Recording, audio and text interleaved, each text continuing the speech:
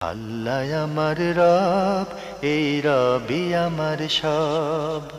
দামে দামে তন মনে তারি অনুভব। তোমার দুনিয়াতে আমি যেদিকে তাকাই, অথই নিয়ামতে ডুবে আছি সবাই। পাক পাখালির গানে শুনি তসবি কলো রব, তসবি কলো রব। আল্লাহ আমার রব, এই রবি আসসালামু আলাইকুম। আলহামদুলিল্লাহ, আসসালাতু ওয়াসসালাম আলা রাসূলিল্লাহ। প্রিয় দর্শক, আপনারা যারা দেশে আছেন প্রবাসে, সবাইকে জানাই অনেক অনেক প্রীতি ও শুভেচ্ছা। শুরু হলো এনটিভি আয়োজিত এবং লাভ হলো নিবেদিত অনুষ্ঠান আপনার জিজ্ঞাসা। আপনাদের সাথে আছি আমি জয়নুল আবেদিন আজাদ, আর আপনাদের মনোজাগা প্রশ্নের জবাব দিচ্ছেন বিশিষ্ট আলেম ডক্টর মোহাম্মদ সাইফুল্লাহ। আসসালামু আলাইকুম ওয়া রাহমাতুল্লাহি ওয়া বারাকাতুহু। প্রিয় দর্শক, চলুন তাহলে জিজ্ঞাসার জগতে। শুরুতে একটি ইমেল পাঠিয়েছেন আরমান চৌধুরী, লিখেছেন, আমার প্রথম প্রশ্ন হচ্ছে, আমার মা শরীরের ব্যথার কারণে এশার নামাজ 9 রাকাত পড়েন, এটা কি ভুল হচ্ছে? এশার সালাত হচ্ছে 4 রাকাত। এখন তিনি বলতেছেন সুন্নত নফল সব মিলিয়ে শরীরে অসুস্থতার কারণে এশার সালাত আদায় করতেছেন 9 রাকাত। আমি ভালো করে বুঝি নাই। এশার সালাত হচ্ছে শুধু 4 রাকাত, শুধু 4 রাকাত ফরজ সালাত আদায় করলে এশার সালাত শেষ। এর আগে যে কাবলিয়া অথবা বাদিয়া, আগে যে সুন্নাহ অথবা পরে যে সুন্নাহ, পরে আগে যে সুন্নাহ রয়েছে, এইখানে যে সুন্নাহটুকু আছে, যদি কেউ মসজিদে পড়েন 2 রাকাত পড়তে পারেন, অথবা 2 রাকাত 4 রাকাত পড়তে পারেন। বাকি এটা মানে জাওয়ায়েদ, অতিরিক্ত। পরে 2 রাকাত সুন্নাহ রাসূলুল্লাহ সাল্লাল্লাহু আলাইহি ওয়াসাল্লাম হাদিস দ্বারা সাব্যস্ত হয়েছে, 2 রাকাত সুন্নাত পড়তে পারেন। বাকি এগুলো হচ্ছে অতিরিক্ত সুন্নাহ। যদি কারো শারীরিক কারণে কোনো অক্ষমতা থাকে, সমস্যা থাকে, তিনি পালন করতে পারছেন না, সেক্ষেত্রে তিনি এগুলো যদি আদায় নাও করেন কোনো অসুবিধা নেই।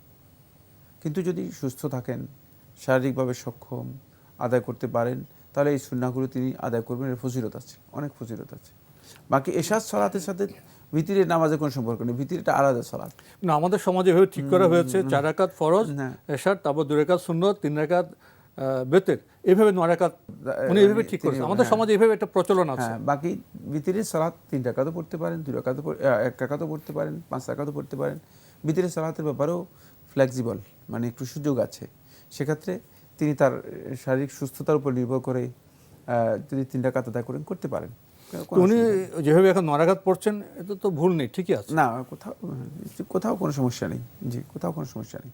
আরও লিখেছেন, ওষুধ খাওয়ার পরও শরীরে ব্যথা কমছে না, সময় স্বল্পতার কারণে তিনি জোহরের নামাজ 4 রাকাত পড়েন, এটা কি ঠিক আছে?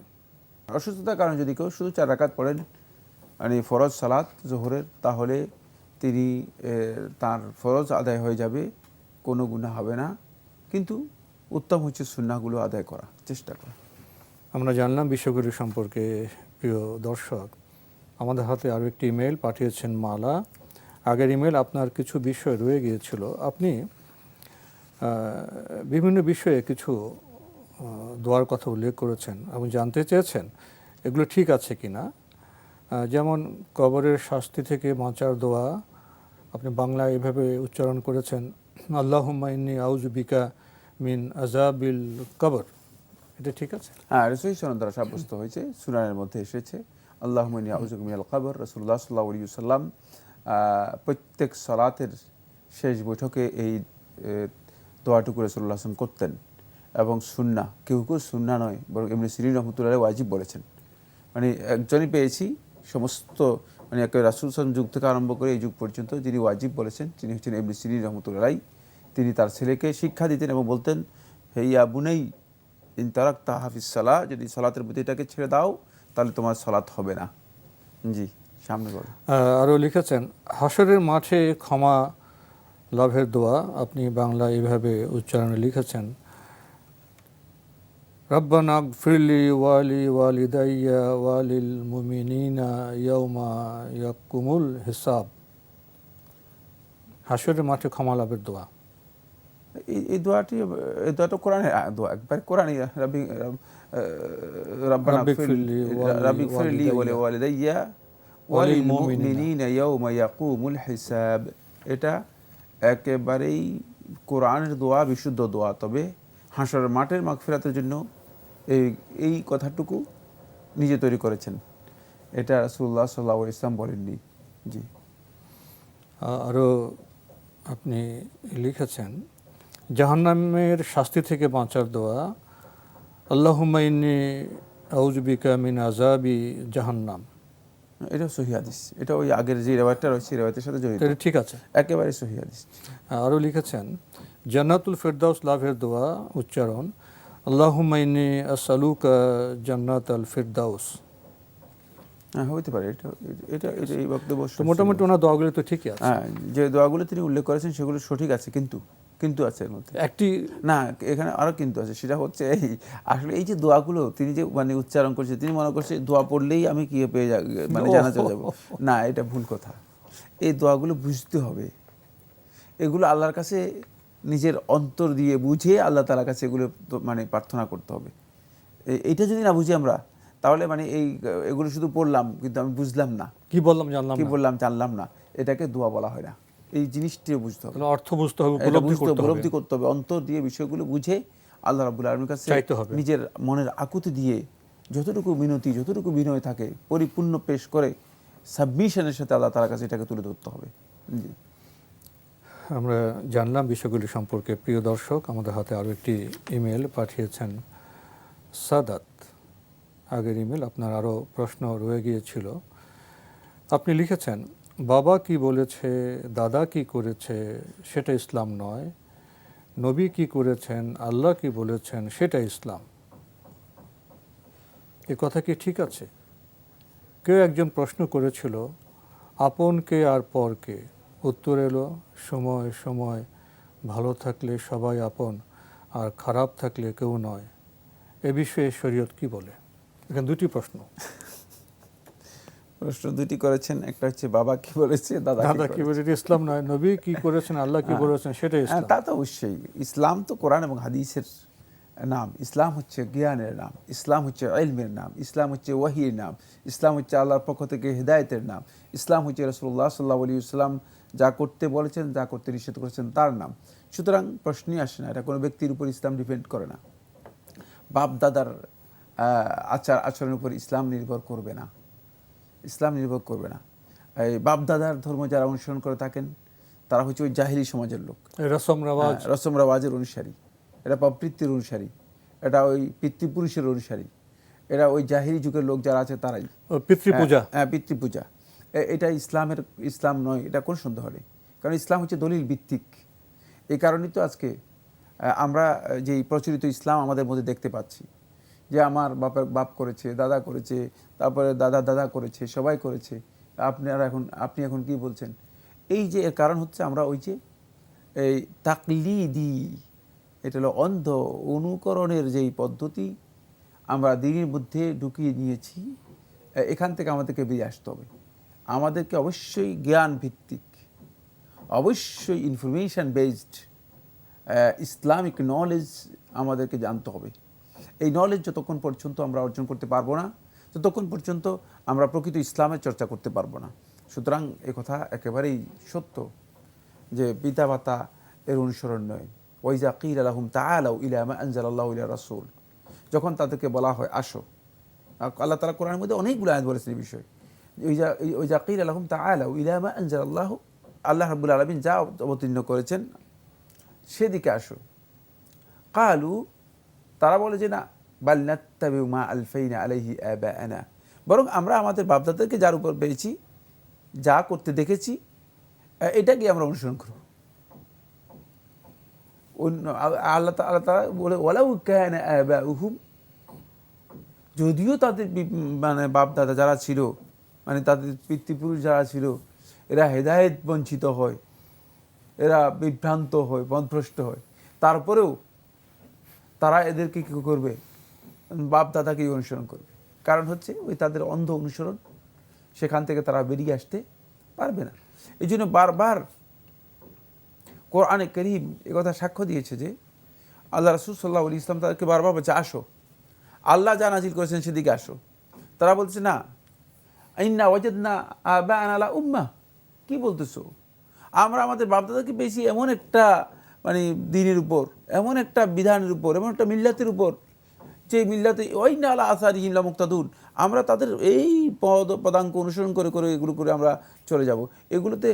তাহলে এখন কি আমরা এখন এই জন্যই যখনই আপনি বলবেন যে এই কাজটা ঠিক না, তখনই এই প্রশ্ন আসবে যে তাহলে কি আমার আব্বা ভুল করছেন, বাপদাদা ভুল করছে, তাহলে আমার দাদা ভুল করছেন, তো দাদা কি জাহান্নামী? আপনি বলেন তো আমার দাদা জাহান্নামী কিনা? মানে এই প্রশ্ন করার কোনো ভিত্তি নেই, এই প্রশ্নের কোনো ভিত্তি নেই।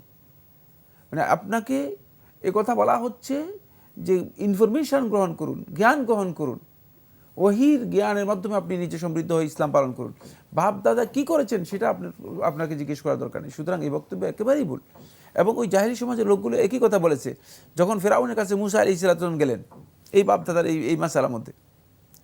তখন ফেরাউন মুসাকে আটকানোর জন্য চেষ্টা করলো। কি বুদ্ধি করলো? ফেরাউন মুসাকে বললো যে মুসা, তুমি যে কথাটা বলতেছো যে তোমার রবের কথা, তোমার রবের দিকে ফিরে আসার জন্য, মানে তোমার রবের কথা বলতেছো, আর তুমি তোমার রব হচ্ছে শুধুমাত্র একজন, তাহলে মানে ফামা বালুল কুরুনিল উলা, তাহলে এই যে যুগ যুগ যুগ যুগ ধরে দীর্ঘ যে আমাদের এই বাপ দাদারা যেই যাদের অনুসরণ করে গেছে, তুমি এদের ব্যাপারে বলো এরা সব কি খারাপ ছিল, সব কি পথভ্রষ্ট ছিল, সব কি পচালক ছিল? এখন মুসা তো বিভাগে বেড়ে গেছে, কি বলবে? বলে এরা সবাই খারাপ হলে আমিও খারাপ, আর এরা যদি ভালো থাকে আমি ভালো। ব্যাপারটা এমন নয়। না, মুসা বললেন যে না, আমি তোমার কাছে আল্লাহর পক্ষ থেকে দলিল নিয়ে এসেছি, তুমি এখন ওই পূর্ববর্তীদের ওই কথা নিয়ে আসার কোনো দরকার নেই, কারণ পূর্ববর্তীদের কথা পূর্ববর্তীদের সাথে জড়িত। তোমার কাছে আমি দলিল নিয়ে এসেছি, তুমি এখন দলিলের অনুসরণ করবে। দলিলের অনুসরণ না করলে তুমি নিজে ক্ষতিগ্রস্ত হবে, তুমি নিজে ক্ষতিগ্রস্ত হবে। ঠিক আল্লাহ রাসূল সাল্লাল্লাহু আলাইহি ওয়াসাল্লামের কাছে একই বক্তব্য নিয়ে এসেছে ওয়ালিদ ইবনে মুগীরা।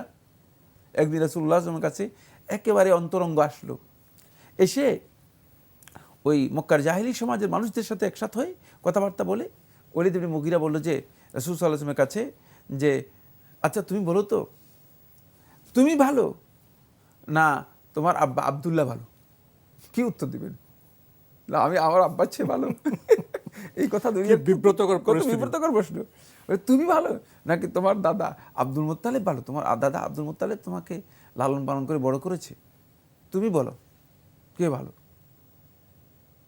তারপরে তাহলে যদি মানে তুমি ভালো হও, তুমি যে কথা বলছো সেটা ভালো হয়, তাহলে মানে তোমার কথা অনুযায়ী তোমার দাদা, তোমার বাবা, তোমার দাদা, এই তোমার এই যারা এরা তো সবাই এই যে মাবুদগুলোর পূজা আমরা করতেছি সেগুলোর পূজা করেছে, তাহলে তুমি কিসের ভিত্তিতে আমাদেরকে, তারা কি খারাপ ছিল কিনা, কিসের ভিত্তিতে আমাদেরকে? এই জন্য বাপদাদার দোহাই দিয়ে এই ধরনের প্রশ্ন উত্থাপন করাটাই হচ্ছে মূলত বিভ্রান্তির পথ। বিভ্রান্তির পথ হেদায়েত থেকে বিচ্যুত হওয়ার একটা পথ। ফলে আল্লাহ রাসূল সাল্লাল্লাহু আলাইহি ওয়াসাল্লাম তার বক্তব্য পরিপূর্ণ শুনলেন।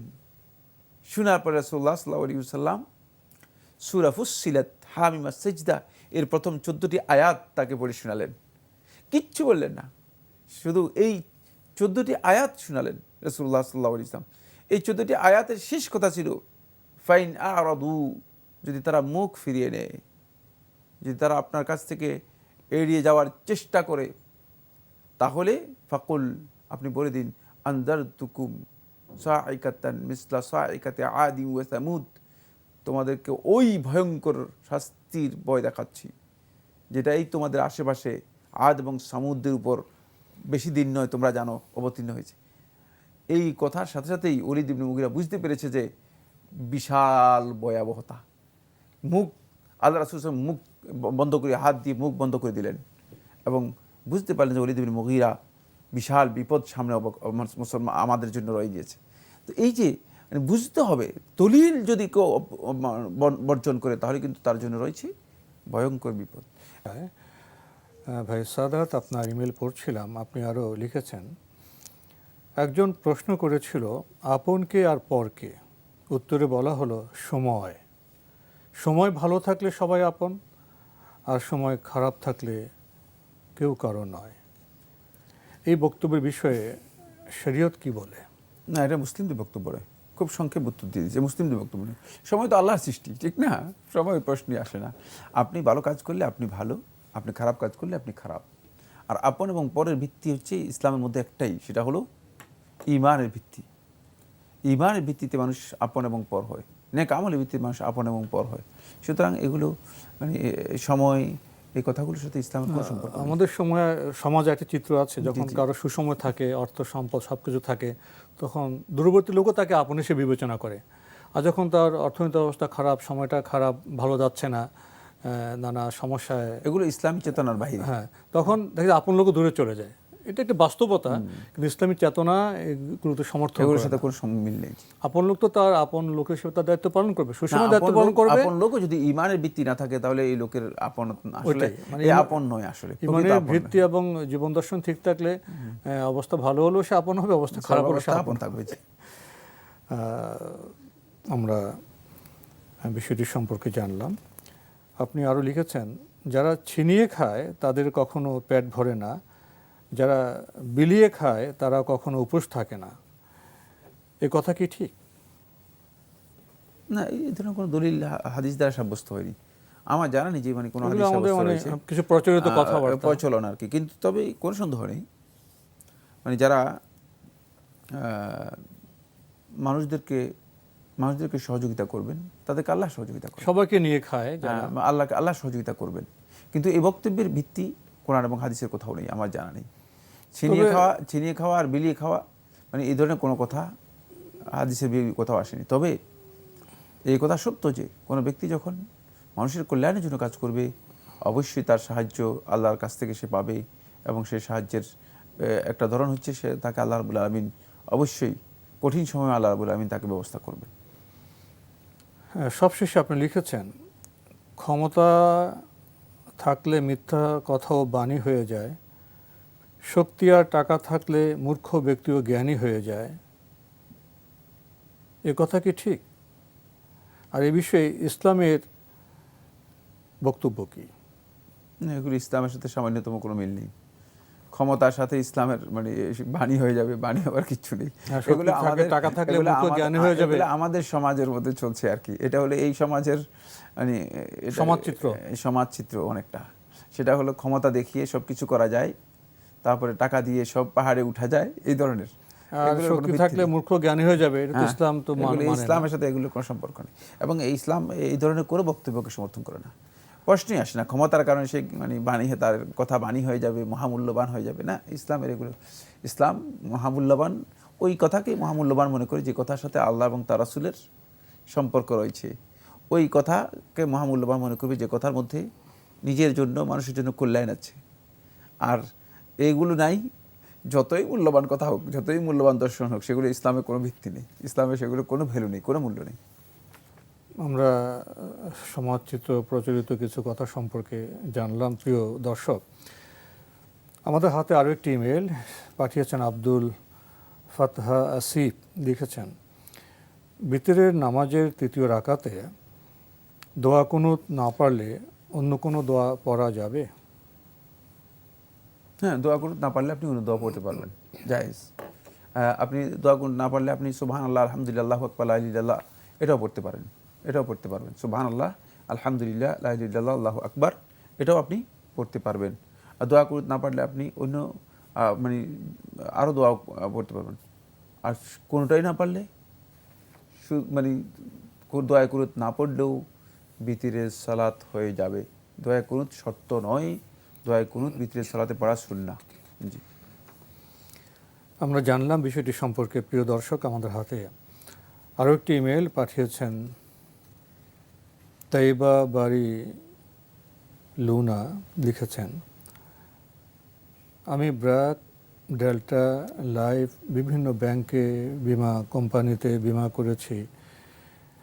বিমার আসল টাকার সাথে পার্সেন্টেজ হিসেবে টাকা মুনাফা দেয়। আমার প্রশ্ন হচ্ছে, এই বিমার সময় পূর্ণ হওয়ার পর মুনাফা সহ আমি যে টাকাটা পাবো, সেই টাকাটা কি হালাল হবে, নাকি এটা সুদের অন্তর্ভুক্ত হবে? আর বিমা করা কি জায়েজ? ধন্যবাদ আপনাকে। আপনি যে কাজটা করেছেন সেটা পরিপূর্ণ নাজায়েজ, পরিপূর্ণ হারাম। বিমার যেই কথাগুলো উল্লেখ করেছে সবটাই হারাম, সবটাই সুদ। অতিরিক্ত টাকা আপনার জন্য গ্রহণ করাও জায়েজ নেই, এবং এই বিমার যে প্রিমিয়াম চলছে সেটাকে আপনার জন্য ওয়াজিব হচ্ছে স্টপ করে দেওয়া, ওয়াজিব হচ্ছে স্টপ করে দেওয়া। খবরদার, কারণ এই ধরনের এই হারাম কাজের সাথে কোনো ইমানদার ব্যক্তি সম্পৃক্ত থাকা জায়েজ নেই। ইয়া আইয়ুহাল্লাযীনা আমানু, হে ইমানদারগণ, ইত্তাকুল্লাহ ওয়া যারু মা বাকিয়া মিনার রিবা ইন কুনতুম মুমিনিন। হে ইমানদারগণ, তোমরা আল্লাহকে ভয় করো। ওয়া যারু মা বাকিয়া মিনার রিবা, সুদের বাকি যে লেনদেন আছে সব ছেড়ে দাও, সব ছেড়ে দাও। মানে কি? সাথে সাথে স্টপ করো। কি? ইন কুনতুম মুমিনিন, যদি ইমানদার হও। কেমন কথা আল্লাহ তাআলা বলতে, যদি ইমানদার হও, তাহলে এর অর্থ হচ্ছে অন্যথা ইমানদারই হতে পারবে না। সুতরাং খবরদার, এই সমস্ত কাজ ইমানদার ব্যক্তিদের জন্য উচিত নয়। তো আজকে আমাদের এখানেই শেষ করতে হচ্ছে। আপনাকে অনেক ধন্যবাদ। আপনাকে অনেক ধন্যবাদ।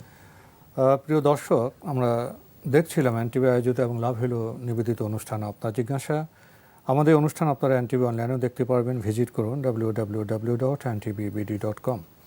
এছাড়া ইউটিউবে এবং ভেরিফাইড ফেসবুক পেজে অনুষ্ঠান দেখতে পারবেন। প্রিয় দর্শক, আমরা আজকে জীবন বীমা সম্পর্কে প্রশ্ন পেলাম, আমরা এর জবাবও পেয়েছি। লক্ষণীয় বিষয় হলো আমাদের সমাজে আমরা অনেকে অর্থনৈতিক বিভিন্ন কর্মকাণ্ডে জড়িয়ে পড়ি, কিন্তু জড়িয়ে পড়ার আগে আমরা জানার চেষ্টা করি না, তাহাকে করি না যে আমার এই অর্থনৈতিক কর্মকাণ্ডটাকে সঠিক হবে, হালাল হবে, কিন্তু পরে আমরা জানার চেষ্টা করি। এই চিত্র থেকে উপলব্ধি করা যায় যে ইসলামের যে অর্থনৈতিক কর্মকাণ্ড, সে বিষয়ে আমাদের জানা শোনার যে পরিসর, সেটা তেমন মানে উত্তীর্ণ হয়নি। তাই আহ্বান জানাবো, আসুন, অর্থনীতি আমাদের জীবনের সাথে খুবই গুরুত্বপূর্ণ একটি বিষয়। আমরা সম্পৃক্ত হয়ে যাই, হতে হয়, হওয়ার আগে আমাদের জানতে হবে কোনটা ইসলামসম্মত, কোনটা ইসলামসম্মত নয়। তাহলে বোধহয় আমরা আমাদের জীবনকে সঠিক পথে পরিচালিত করতে পারবো। চিঠি লিখুন, প্রশ্ন পাঠান আমাদের ঠিকানায়। পরিচালক আপনার জিজ্ঞাসা, এনটিভি, বিএসসিসি ভবন, ৭ম তলা, ১০২ কাজী নজরুল ইসলাম অ্যাভিনিউ, কারওয়ান বাজার, ঢাকা ১২১৫।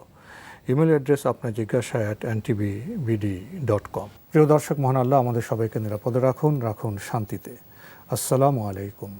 আল্লাহ আমার রব, এই রবি আমার সব। দামে দামে তুন মনে তারি অনুভব। আল্লাহ আমার রব, এই রবি আমার সব।